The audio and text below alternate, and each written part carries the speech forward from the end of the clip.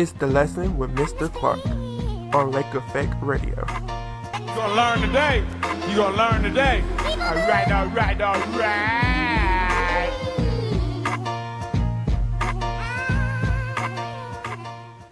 Hey, people, it's Jermaine. Almost told you a name I wasn't supposed to. It's Mr. Clark in the studio for another episode of The Lesson. That's right. Class is in session and I'll be your resident teacher's assistant. This week in Teachable Moments, I actually want to bring up the article. Well, not the article. The recent celebrity gossip between Justin Bieber and Post Malone. So I guess all the other news outlets have decided that they weren't going to address this, but I think it's petty of them not to bring it up, because if Kanye West would have got into an argument or a fisticuffs with anybody, it would be all over the news. But because it was Justin Bieber and Post Malone, we don't care. But I'm bringing it up because I think it's worth being said. So, Post Malone had been seen. There's a photograph going around of Post Malone actually choking Justin Bieber. The backstory behind that was that Bieber actually was said, and it's not said, we see the footage, was supposedly, okay, so Justin Bieber invited Post Malone, who is the new artist who actually came out with White Iverson and a couple of other different songs, onto his tour. Now, everything's been going good. Post Malone is opening the tour for Justin Bieber, and after a show, we actually have footage of Justin Bieber putting out a cigarette on Post Malone. So Post Malone, in turn, choked Justin Bieber. Now, this hasn't been put out as a big story like it should be because of who it is, but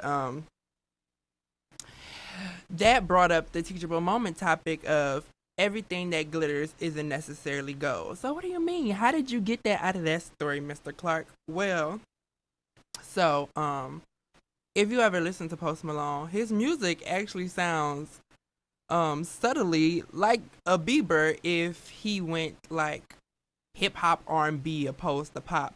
So like Post Malone is like the Justin Bieber of hip hop, or the Drake of Justin Bieber's. I don't know. However you want to break that down. And I was like, maybe it was never his intentions to actually have him on the tour because he likes him. Maybe he's on the tour specifically because he wanted to sun him. Like, certain people only offer you favors because they want to keep you in their pocket. Like, people will do stuff for you just so you will owe them because they see the trajectory you're on, and maybe you're their replacement or you're their competition in the future. So what better way to like kind of thwart that from happening than to invite you to be a part of their team? So that kind of is why I decided to bring that story up, because everything that truly glitters isn't gold. So that was my take on it. So I don't think it was like, oh, so the story came out later, so they had to justify why they were kind of fighting. So it was like, Justin, he just likes the rough house. He roughs houses with all the people on tour, and it just so happened that was caught on camera. I'm calling BS. I think Justin had been nitpicking with Post for like since the beginning of the tour and probably up until now, and then that was just like the end of it. Like, you gonna catch one tonight, and the friends didn't necessarily jump in because maybe Justin needed to catch one that night. Like, you been tripping, we not having it, we gonna let him get you if he decides to get you, because you done put a cigarette on this man in front of all these people. So yeah, that's where I'm at with it. Calling BS. I'm changing the storyline, and I'm saying they got into it for real, but they wanted to keep the media out of it, so they made up a cute little story, and that's what they sending us off with. But what you should learn from that is that everything that glitters, once again, isn't gold, and be weary of the offers you accept. Oftentimes, we're out here looking like, oh, they're just being generous, but everybody kind of wants some type of reciprocation when they do stuff for you. I know I do personally. Like, only about a good 10% of the things I do, I don't expect something back in return. So, my grandma always tell me you should do things out of love. And that's how you continue to feel good about whatever you've done. Because if you do something for somebody and they don't reciprocate, you're not supposed to feel bad about that. But I think that's bull. Like, we all should know that if we do something for someone, they may not necessarily expect as much or the same thing back. Like if you give somebody money, you know that's your broke friend. You don't expect the money back from them, but you do expect maybe for them to listen to your problems intently. Like if you know you the borrow money friend and I'm the vent friend, when I'm venting to you, you need to have good feedback and you need to be listening. That's what I respect. I expect out of reciprocation. If you are the borrow money friend and then you have a going out friend, okay, if I'm going out, I expect you to come with me because you the broke friend. If every time you need money, I'm there for you. So if I need somebody to go with me on this mission, you should be ready to go with me on this mission.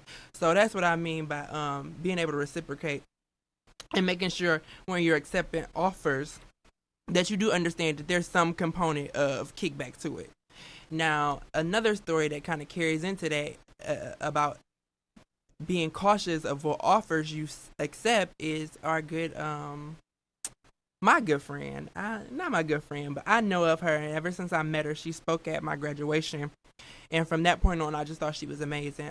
Former Senator Nina Turner, she's actually on the campaign trail with Bernie Sanders, out there politicking on his behalf, and something that happened recently is a lot of people are giving her pushback about campaigning for Bernie Sanders, where she was endorsed by Hillary Clinton, and a lot of people are saying, "Oh, she's a backstabber. She is campaigning for Bernie, where she was endorsed by Hillary." Well, so that goes back to everything that glitters and ain't gold, and you shouldn't accept all offers because you never know how you'll be expected to reciprocate. So I actually live by prison rules, like, which is funny enough because I've never been nowhere close to anybody's prison. I mean, I've been to a prison, but I've never been close to going to a prison. And my thing is, I never accept anything because you never know what you're going to have to do in return.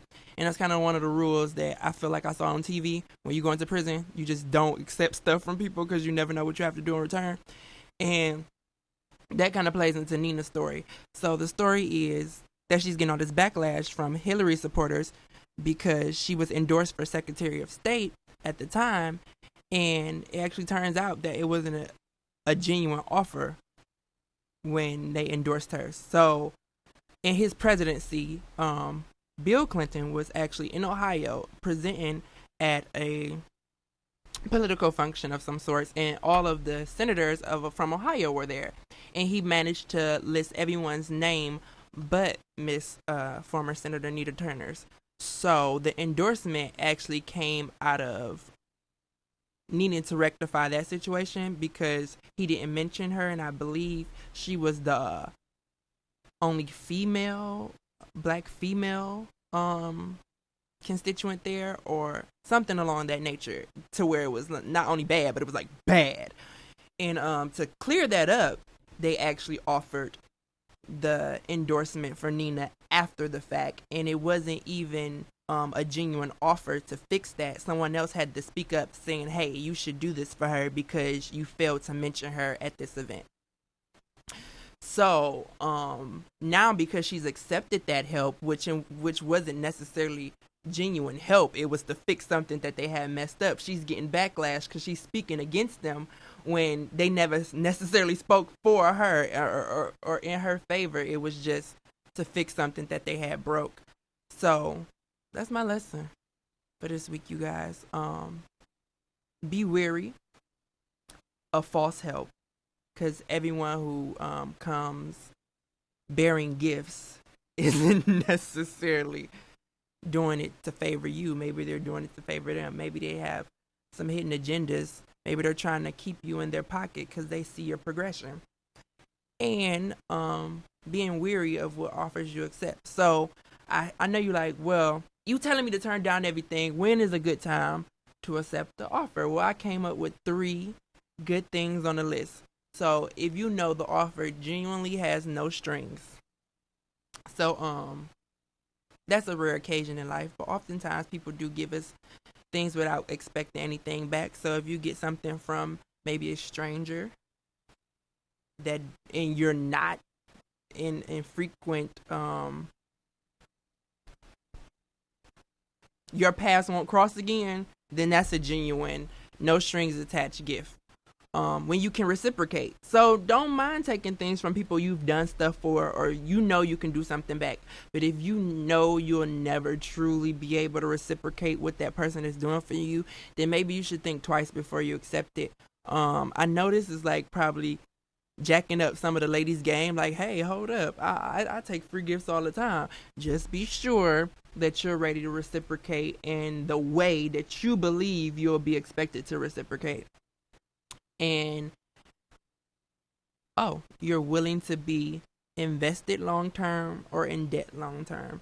So by all means, take it. If you don't feel like you can pay them back today, just know that you are in debt and interest is accruing. And to close up Teachable Moments, I'm actually going to play a song by Post Malone. What's up with that? What's up? And we'll be back after this short musical break. Oh, and I'm actually going to play a song by K. Michelle. So, a couple weeks back, I actually said that her album was full of sad sack songs, and I was actually using my Rhapsody app and found out that a couple of the songs really aren't sad sack. I just didn't give them their fair chance. So I'm going to play it so you can give her fair chance. All right, you guys.